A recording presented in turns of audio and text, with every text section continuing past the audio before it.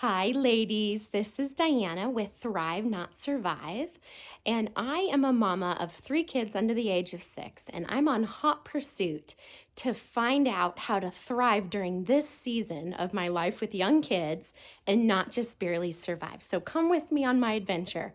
This video is actually part 2 of the great Christmas wreath remodel. So if you look back in my videos a few videos ago, I shared back in October how I was remodeling my wreaths, and I was going to pull out the snow spray from Hobby Lobby and redo 20-something wreaths and let you know how it went. So guess what? I've decorated my house, and I am going to share with you what worked and didn't work. Some things were awesome and some things I don't know if I'd do it again. So anyway, come on with me, and we're coming along. So here is my front porch.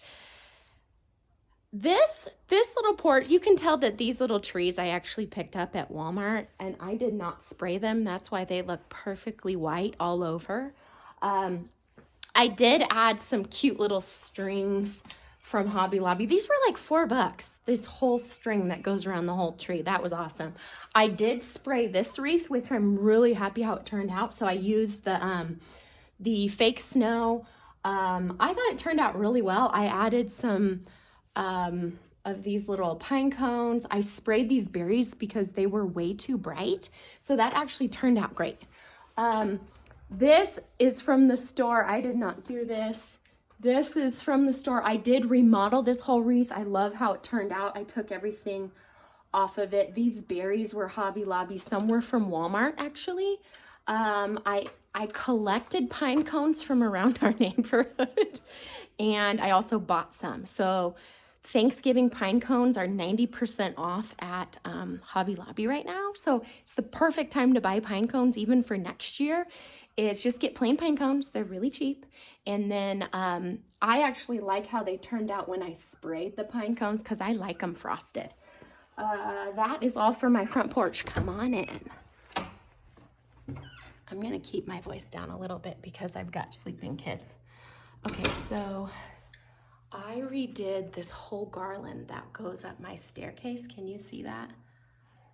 So I guess what I wouldn't do is I redid this garland. I sprayed it, and then I put it in a bag for like a month to store it because I did it early, and almost all of the white flocking came off. So if I were to do it again next year, I would probably spray it like 2 days before I'm gonna put it up and not stick it in a bag where all the white's gonna fall off. I do love the berries that I picked.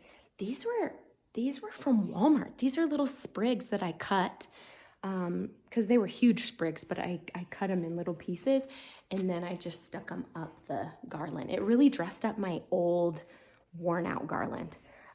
Also, I added pine cones. I'm gonna add more pine cones. Next year I might spray these with flocking so they're frosted. Here's another one that I think turned out really well. You can see the frosting on there. I really like it. I like it. I would do it again. This little puppy turned out well. I kind of have the same theme through my whole house. I was not in the mood to spray my giant Christmas tree just in case it didn't turn out well. This one turned out well. So if I were to do it again, like I said, I wouldn't store the wreaths after I sprayed them because it comes off, and you're probably gonna have to respray them every year. But do it thicker than not as thick. Okay, let's see what else I can tell you. Oh, I love how this little tree turned out. So this one I really gave a spray down with the flocking. Now, if I had extra berries and pine cones, I would probably dress this little baby up, but we've got the little tiny Hallmark. I finally put those up this year. Last year I didn't put them up. This one's one of my favorite. I did really big pine cones that I had. You see that?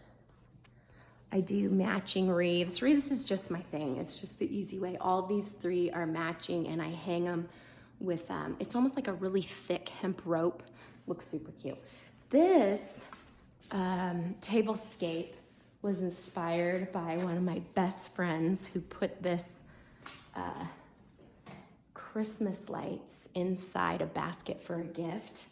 And I thought it would be perfect for the table. And it turns on, once you time it, it turns on every day from like 4 to 10 p.m. It's amazing. It's probably one of my favorite things of the Christmas season. This little guy was from last year, and it needed some red. There was actually no red, so I got some little tiny red sprigs and just added them to the green wreath. So this winter, when we hit probably January, I'll pull out the red sprigs. I'll probably label the little bag that says that it goes with it, so next year I can put it back. And then I have a winter wreath for the winter. I love how this one turned out. I did add extra red to it because it was pretty sparse. Isn't that cute? You gotta use this flocking. This one turned out really well. Again, I would go heavier than lighter than I did. Here's my bathroom. I like how that turned out. I like how this turned out. So again, all you really have to do is get some pine cones, get some red berries, get some of that spray, and bam, you've got a remodeled wreath. Go heavy-handed on the spray. Okay, so this, I wanted to show you, this is how I'm doing the pine cones. These are the ones that we just got from the neighborhood, and then you buy this floral craft line, use the little wire cutter babies, and then you just tie it around the end and tie it, can you see that? You tie it to whatever wreath or greenery you want, and that, these are the Hobby Lobby 90% off fall decor. So that was pretty cool. To end this video, I wanted to show you one of my favorite new discoveries, which is roasting vegetables. I'm completely changing tracks, but it's on my counter, so I had to show you. So tonight we're having hamburgers, and instead of just throwing French fries in the bag, which we do that too, I love that, I decided to make roasted, if we're gonna be Martha Stewart, we're gonna call them roasted root vegetables, but all you're looking for is the same consistency. So I cut up potatoes in here, I cut up beets, I cut up carrots, and I cut up sweet potatoes.